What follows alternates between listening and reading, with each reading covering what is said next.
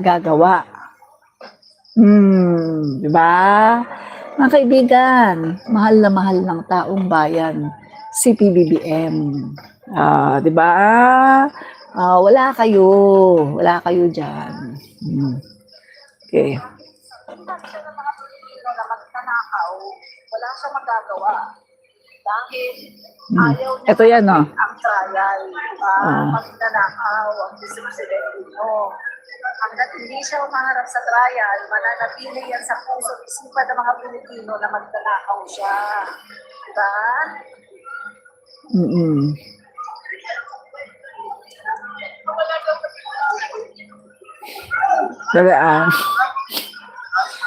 Dali.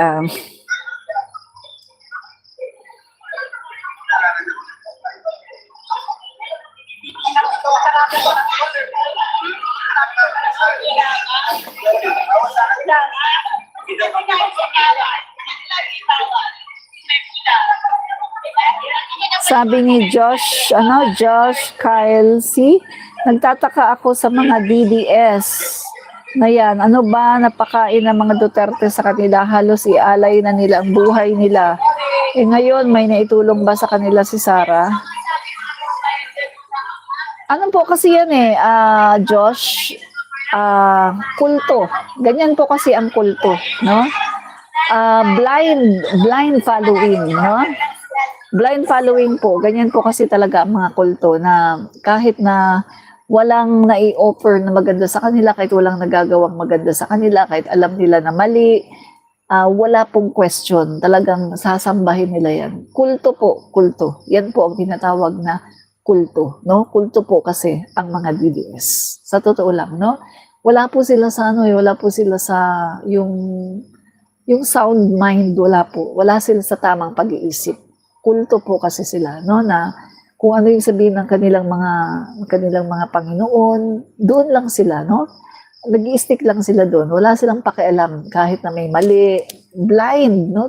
Totally blind, no? Nabubulagan po sila. Ganun po kasi talaga ang kulto, no? Susunod sila kahit na ano ang sabihin, kahit na masama ang sabihin, susunod sila kasi sila po ay kulto. Yan po ang katotohanan, no? Josh. Yan. So, yan po Josh Kyle C. Kulto po kasi etong mga DDS, no? Yan. Correct po kayo, no? So, sila po ay kulto. Ramvlog 29, tuloy-tuloy na ang President 2040.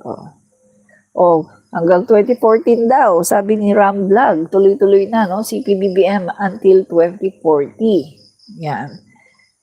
Sabihin kayo natin kay PBBM mag-declare ng martial law, no? Pagkatapos hawakan niya ang Pilipinas for 20 years, no?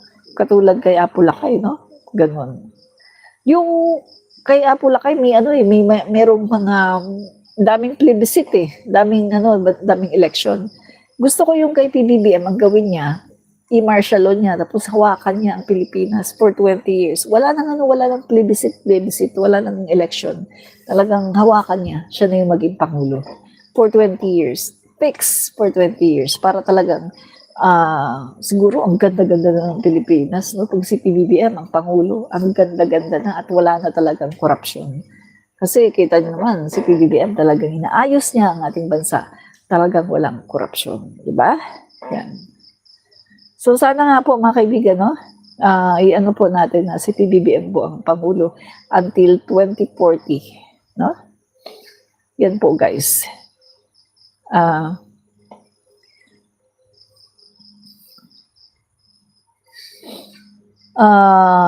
Basketball highlights, BP Sara, tahol ng tahol. O nga, tahol nga siya ng tahol no? Bumabalik naman sa kanya yung mga tahol niya di ba? Bumabalik sa kanya. Mga kulto po kasi mga DDS talagang sila po ay mga kulto. Yan. Totoo po yan. Kulto po sila. Kaya takot na takot po sila no, kasi alam nila na kulto kasi sila hanggang doon lang talaga sila, no? Yan.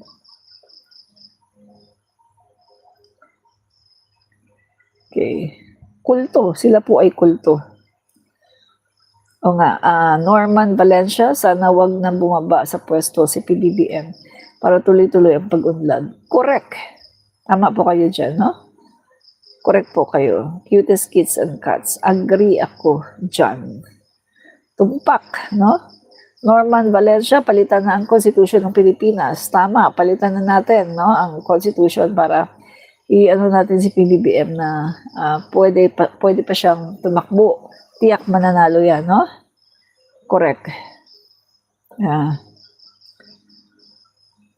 Okay. Pilipino ako.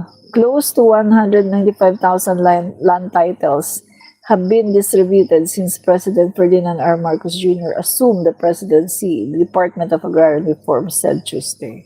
Kita nyo, only in the time of President Marcos nangyari yan, no? Kay PBBM lang nangyari yan, 195,000 land titles ang naipamigay. Sabi nga nung mga nakausap namin kahapon guys, no, sa nung in-interview namin, sabi nga, tagal na nilang nag-aantay ni isang presidente. Walang gumawa nito, no? Si PBBM lang talaga. Si PBBM talaga mga kaibigan, kapag siya talaga ang pangulo natin, no, ay tuloy-tuloy po talaga ang pag-unlad natin. Sa totoo lang, baka maungusan pa natin ang Singapore kapag si PBBM ay tuloy-tuloy na maging pangulo hanggang sa 2030. No? 2040 pa, mga kaibigan, no? Sana si PBBM ang maging pangulo. Correct po, no, mga kaibigan?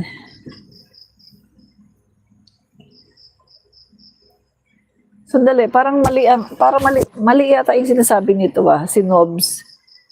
Grabe itong si Nobs. Bugok yata ito, DDS yata ito Sabi ba naman ni Nobs, mga kaibigan, hinahamon kita, patunayan mo si PBBM sa panunungkulan niya ay walang korupsyon. My God, Nobs. My God, nag-iisip ka ba, okulto? Sino nagsabi sa iyo na sa panunungkulan ngayon sa panahon ni PBBM walang korupsyon? My God, hindi mo ba nakikita ang mga flood control projects?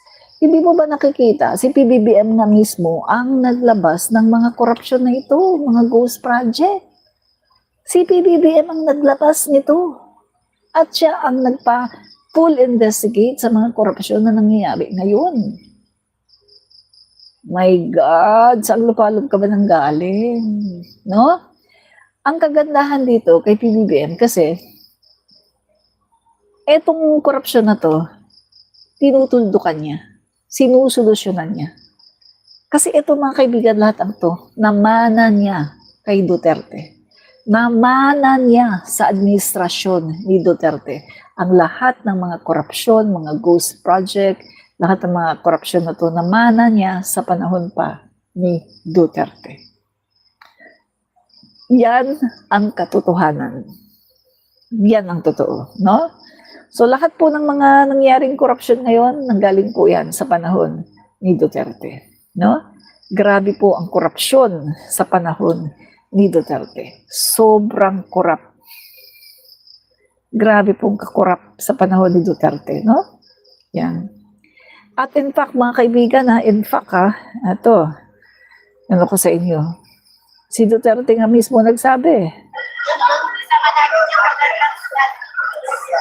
Si Duterte mismo nagsabi, mga kaibigan, na hindi niya kaya na tapusin ang korupsyon. Sandali lang, pakinggan niyo muna yung aking kasama. Yung kasama ko kahapon, pakinggan niyo. Ayan. May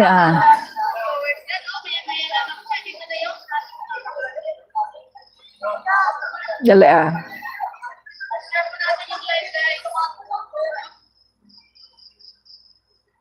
Ito. Ito.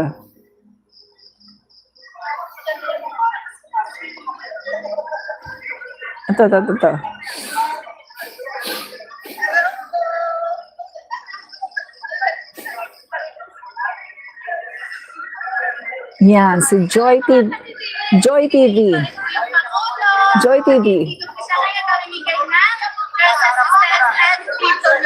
So, diba, si shoutout ko sa mga DDs dyan, no?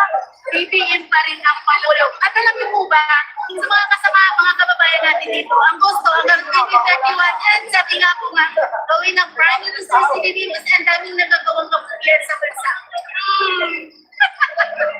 Kaya sa mga DDs dyan, no? Manigas kayo.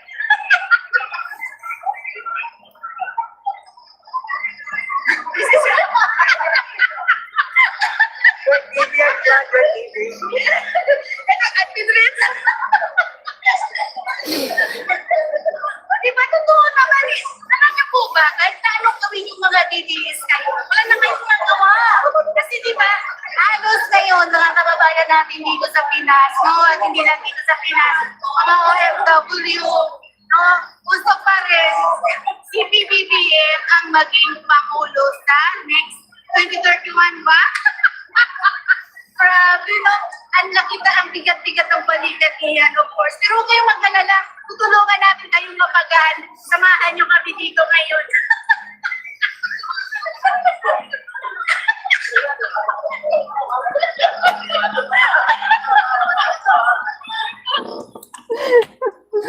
Kasi mga kaibigan, kahapon, tawa kami ng tawa. Kasi may mga na-interview nga kami, ang sabi, gusto nila na si PBBM pa rin ang maging Pangulo ng Pilipinas hanggang 2031. At yung iba pa nga sabi gusto forever si PBBM ang Pangulo kasi marami daw nagagawa. Kasi nga mga kaibigan, hindi kasi nila ito naranasan sa panahon ni Duterte. Wala talagang ganito. Diba? Take note ha, may titulo ng lupa, may cash assistance 10,000. Tapos namigay pa ng mga traktora, mga makabagong makinarya, ng mga seedlings para itatanim. Saan ka nakakita ng ganong klaseng presidente? Only in the time of PBBM. Sabi ko nga sa inyo guys, no, na makikita mo talaga na si PBBM ay hindi nangungurakot, na walang korupsyon. Kasi nga, kita mo nga, si PBBM, binibigay niya, binabalik niya sa taong bayan ang taxes. Sino yung nangungurakot?